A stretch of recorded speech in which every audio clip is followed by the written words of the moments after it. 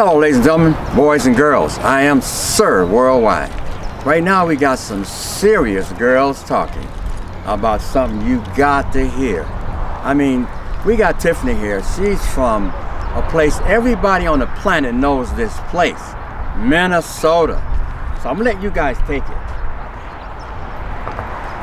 Hi, Tiffany. Hello. Welcome how are you to doing? Los Angeles. Thank you. I'm loving this fresh air. I'm Yes. loving the weather. The vibe is awesome, and I'm happy to be here. And happy Juneteenth. And Thank we just you. Awesome. really brought in our new holiday with a bang. Yes. Yesterday was the 19th, but today we want to talk about what's going on in your hometown. You're visiting us for a few days, and so tell us about what's going on in your hometown. Well, at this point, they're starting to try to rebuild on some of the damage that's happened in Minneapolis and St. Paul. They are boarding up those businesses, and one thing that we noticed that they have done is that they have commissioned and allowed artists to come in and do murals and to dedicate different art to those who have passed, whether we knew them or not.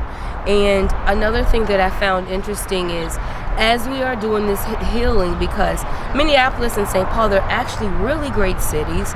It's bubbling with just energy and its positivity, but there's also this underlining fear and disconnection in the community.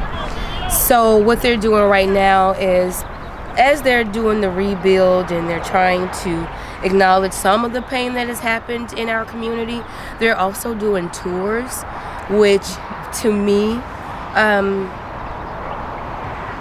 it's too fresh. It's too fresh. Yeah. This literally just happened.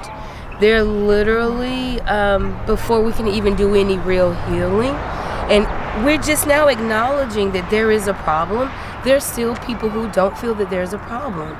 So before we can do any healing, they're already trying to do repairs and start in on doing tours. And these tours are not crazy. free. They're monopolizing Off of the pain that we're trying to express. Are they promising to give some of the money back to the community? These are private tours. We have not heard anything on the news or on the radio in reference to these tours. And I have been looking and I've been listening that these are tours that range anywhere from maybe 6 to 10 people, 10 groups. And they're in, private transportation. And they're just going from site to site, explaining, some of the information about that particular location.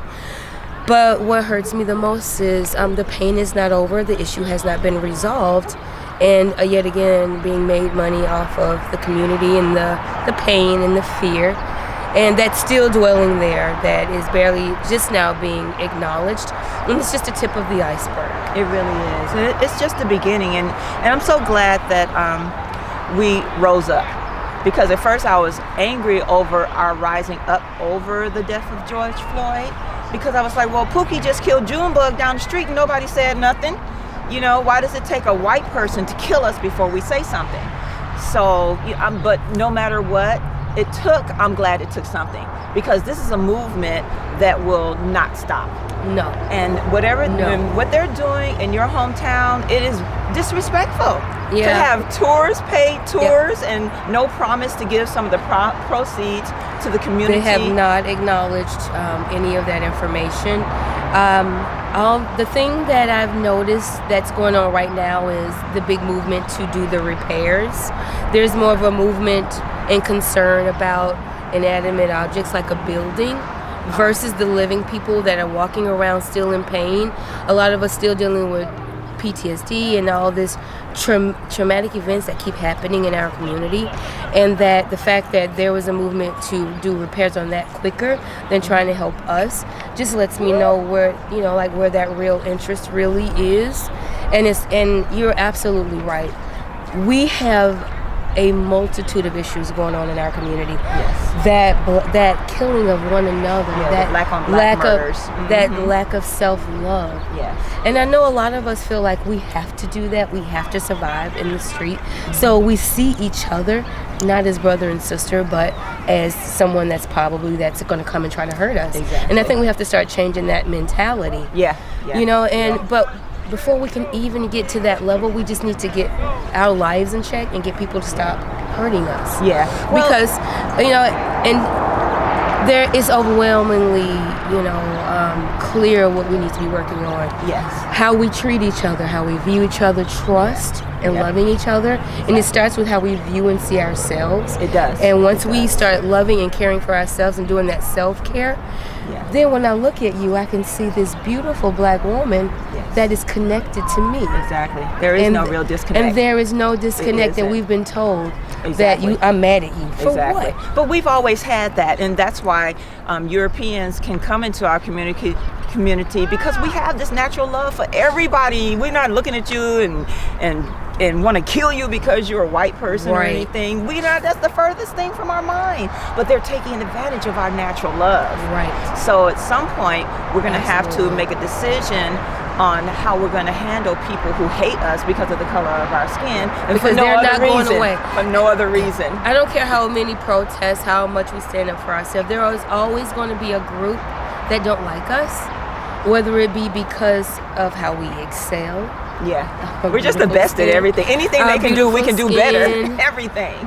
It's intimidating to finally see us starting to come into a realization. Yes. To have expectations, because usually the black community, we don't set expectations on people who are ourselves. Right. So we're so used to not having it, we don't set an expectation. We don't. But now we just are. Open our heart and just love, because that's what we do. But now there needs to be expectations, and those expectations need to be set on those other communities, because so that we can start seeing that, hey, listen, you can't just come in here and hurt me and take from me. Exactly. And I think as things start to, as we work on these days coming forward, I think we're going to excel. I think we're going to do great. I'm not afraid. I am embracing all of this change, because this is what needs to happen. Yes. We need to see these things. We need to be uncomfortable. We need to wake up and be like, hey, you know what? This is an issue for me. It is. And this is, this is the new standard. It is. You can't kill me. Exactly. That's going to be we're going to set that bar there. Exactly. You can't come in and hurt me. You just really can't, and it's unacceptable. One thing I often think about is our mind. Black lives matter, but black minds matter as well. And the scriptures teach us, unless we have a renewing of the mind, so we really got to get our minds together, collectively work on a philosophy that works for us, not a philosophy that teaches us that heaven is better. The current ideology in the black community, it's a combination of European opinion, a little bit of information that we've been able to find for ourselves, and it just brought us to a place where there's no true clarity. Right. And from this point, we need to change our perspective and our view on how we're currently seeing things, because it hasn't gotten us anywhere. Exactly. So a collective we're mentality. Stagnant. Yeah, we got it, and that's where, to me, our conversation is how we're going to fix our mindset. But with that, Sir Worldwide says he wants us to wrap it up for now, because this is like a conversation to. He said we can go on. Okay, we're going to talk about a little bit about the deaths that have occurred since George Floyd's murder. The hangings, they're claiming are suicide. The hangings are messages. Oh, what people don't realize, those hangings are messages, because everyone saw George Floyd being murdered. Yes. The fact that after this traumatic event that shifted the entire planet, that we're still being hung, that's a clear message to our community, and for those that support us, that we're not done. We're not done. Exactly. And it's not going to change that quickly. Right. And just to set a reminder that we're still in power. Exactly. And that you're still under our rule. Right. I think that's what it is. And it still leaves a lot of us helpless, because... Well, on one hand, we're helpless, but on the other hand, we got to start believing in our prayer. Because a lot of our philosophies, our religious philosophy, has depowered us. Right. And we don't believe in the things that we pray in. We don't have a lot of faith or belief in anything. So, especially by taking on a philosophy that says that life is better after you die. Any philosophy that teaches that makes us, well, whatever. I think that's really whatever. I really find that to be sad. It is a sad philosophy. It's a pathetic perspective. It Because is. everybody seems to be having their heaven now, but the black community we have to wait to die. Yeah, we have to wait to die to get there. Well, We can't have all the riches and blessings while we live. No, it's just you know what, That's a slavery shit. we're That's taught crazy. that you have to suffer. Yeah.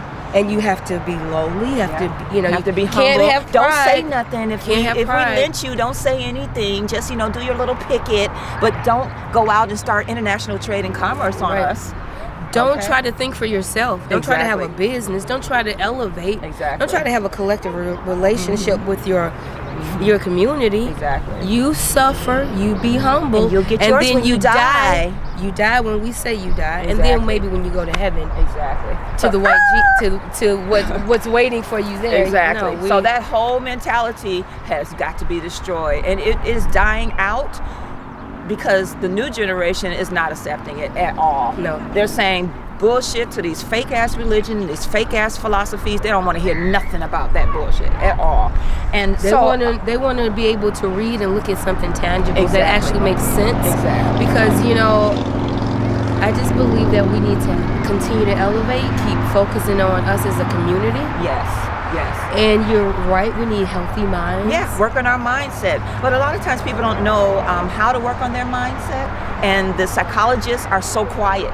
As a matter of fact, back in the 50s, there were some black psychologists who got together and they decided that they want to place racism in the DSM. That's the book that psychologists of disorder. So they want to put That's how you racism on the tell list of what mental disorders are.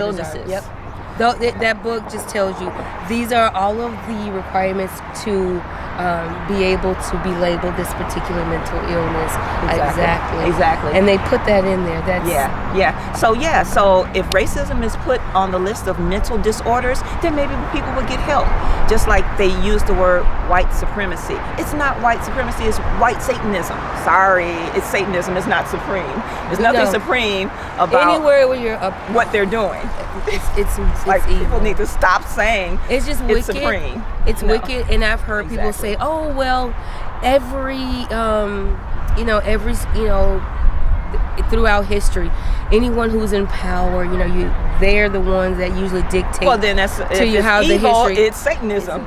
And I'm like, it doesn't Nothing matter supreme how about it. in the past things were handled. What's important is that we recognize that it's wicked, and it is not going to serve us anymore, and that we cannot participate in that type of behavior. And you are absolutely right. Yeah. So we're going to work on a mentality that's godly. Work on a system that empowers serves people us, and yes. that heals our mind and heals our thoughts and give us more accurate thinking. And with that, I'd just like to say thank you for coming, Tiffany. Thank you so much. I'm so Bump happy a to be here. virus, I'm like, whatever. Get your vitamin D. Exactly. Take care of yourself. Exercise. Yep, your vitamin C. And think positive thoughts. Come on. And be safe. A virus can't stand in a clean environment. No. Peace and blessings. Be safe. Love you.